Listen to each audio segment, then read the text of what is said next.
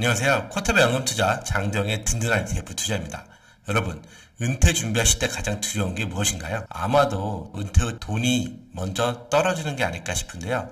오늘은 구독자의 질문을 통해서 은퇴 재산 관리에서 가장 중요한 골든타임, 바로 은퇴 후 첫 5년이 왜 여러분의 평생 은퇴 자산을 결정하는지, 그리고 어떻게 자금을 관리해야 하는지 명확한 해답을 드리겠습니다. 구독자분께서 남겨주신 질문입니다. 내년에 은퇴를 합니다. 아직은 일하기 때문에 최대한 연금 자산을 불리려고 연금 계좌를 공격적으로 운영 중입니다. 지금 연금 계좌 주식 비중이 85%인데 어떻게 투자하는 것이 좋을까요? 라고 질문 주셨습니다. 아마 많은 분들이 비슷하실 겁니다. 은퇴 직전까지 조금이라도 더 돈을 불리고 싶은 마음 당연하죠. 하지만 오늘 영상을 끝까지 보시면 이 질문에 대한 생각이 달라지실 것입니다. 은퇴 후 먼저 알아야 되는 개념은 수익률 순서라는 리스크를 꼭 이해하셔야 됩니다. 은퇴 전과 은퇴 후 투자는 이렇기 때문에 완전히 달라져야 하는데요. 이 수익률 순서 리스크는 무엇이냐고요? 장기적으로 평균 수익률만 같으면 결과도 같은 게 아니냐라고 생각하시겠지만, 은퇴 후 생활비를 위해 계좌에서 자금을 인출하는 순간 수익이 발생하는 순서가 내 통장의 수명을 결정짓습니다. 이 그래프를 한번 보시겠습니다. A와 B의 사람이 있습니다. 두 사람 모두 10년 동안 투자했고 연평균 수익률은 5.2%로 똑같습니다. 차이점은 딱 하나입니다. 파란색 막대인 A는 초반에 마이너스 20%의 손실을 겪었고 나중에 수익률이 회복을 했고요. 반면 노란색 막대인 B에 투자한 분은 초반에 불의 수익을 내고 나중에 손실을 봤습니다. A의 경우와 B의 경우 인출이 있었던 경우와 없었던 경우 각각 자산의 차이가 어떻게 됐을지 구체적으로 살펴보겠습니다. 인출이 없는 경우를 먼저 살펴보겠습니다. 10억을 투자를 했고 아까 말씀드린 A의 경우와 B의 경우 10년간 자산은 어떻게 최종적으로 변했을까요? 보시는 바와 같이 수익이 없으면 수익률 순서와 관계없이 최종 재산은 15.4억 원으로 동일했습니다. 하지만 은퇴자는 다릅니다. 매달 생활비를 꺼냈어야죠. 매월 10년간 500만원씩 인출했다고 가정해 보겠습니다. A의 경우 초기 은퇴 후 수익률이 안 좋았던 분과 B, 초기에는 좋았고 나중에 안 좋았던 케이스를 비교해 보면은 명확한 차이가 존재합니다. A의 경우에는 최종 재산이 4.6억 밖에 안 남았고요. B의 경우에는 최종 재산이 10억 원이 남았습니다. 그 차이가 무려 3억 원입니다. 왜 이런 일이 벌어졌을까요? 은퇴 초기에 시장이 하락했을 경우에는 A씨의 경우에는 생활비를 인출하면서 손실난 자산을 강제로 팔아야 했습니다. 수량이 줄어드니까 나중에 시장이 회복돼도 내 계좌는 회복할 체력이 남아있지 않게 되는 거죠. 이해가 쉽도록 실제 역사적 데이터를 가지고 비교해 드리도록 하겠습니다. 미국 S&P 500 기준으로 60 미국 종합채권지수 기준으로 40%를 투자했다고 가정을 했고요. 10억 원을 가지고 인출률 5%, 즉 매월 416만 원을 인출한다고 가정을 했습니다. 1995년은 아시다시피 강세장이었습니다. 1995년부터 1999년까지 5년 연속 시장은 상승을 했었죠. 이 기간에 은퇴를 했던 경우에는 지속적으로 인출을 하더라도 최종 자산이 오히려 10억에서 불어난 14억이 도달했다는 것을 보실 수가 있습니다. 반면에 2000년 은퇴자는 닷컴 버블이라는 폭락장을 은퇴 직후에 맞았죠. 또 이 시기에는 2008년 금융위기도 겪었습니다. 이 경우 이분의 자산의 25년 차에는 거의 0원에 가깝게 고갈이 되었습니다. 어떠신가요? 은퇴 시기에 따라 어떻게 관리를 했느냐에 따라 상당히 큰 자산의 차이가 있었습니다. 케이스를 조금 더 자세히 분석해 보겠습니다. 1995년에는 무엇을 해도 잔고가 계속 남아 있었던 시기입니다. 주식 비중을 100% 가져갔으면 자산이 46억 원까지 늘어났을 거고요. 채권에 투자를 했다 하더라도 자산은 25년 차에 3억 원 정도가 남아 있었을 것입니다. 하지만 우리는 미래를 예측을 할 수가 없고 언제나 이런 행운을 기대할 수가 없습니다. 은퇴 최악의 시기였던 2000년을 동일하게 분석을 해보겠습니다. 이때 은퇴하자마자 닷컴 버블을 겪으면서 3년 연속 S&P 500이 빠졌었는데요. 이렇게 은퇴를 하면서 인출을 같이 했을 경우에는 주식 100%를 투자했을 경우에는 자금이 12년 만에 고갈이 됐습니다.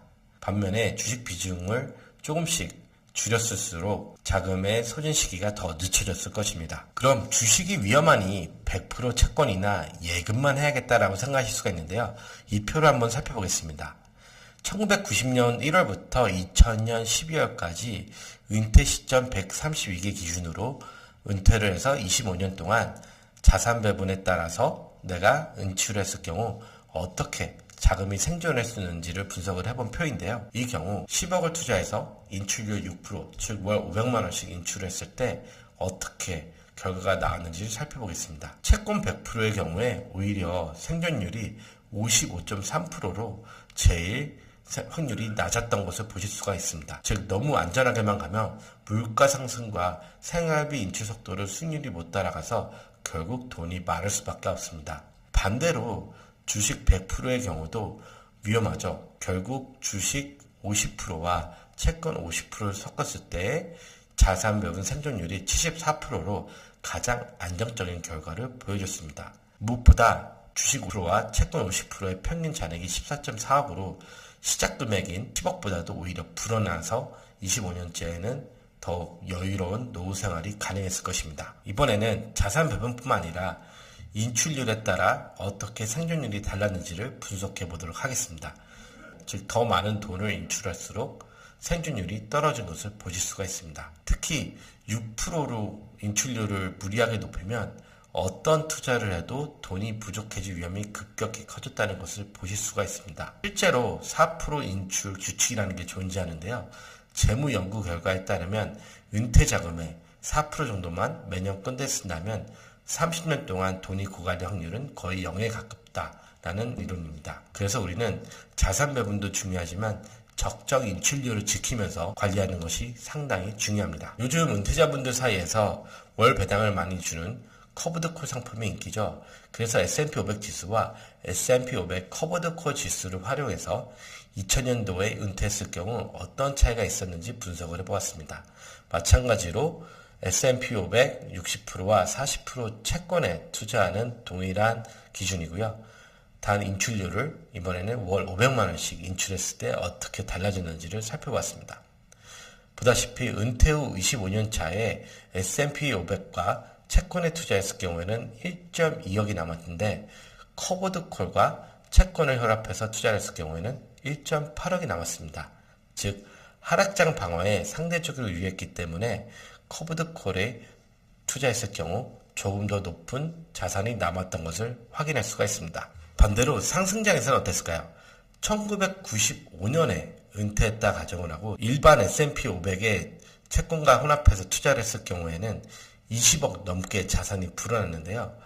반면에 커브드콜로 투자를 했을 경우에는 11.5억 원에 그쳤습니다. 상승장에서 이익을 제한하는 이 커브드콜의 구조 때문인데요.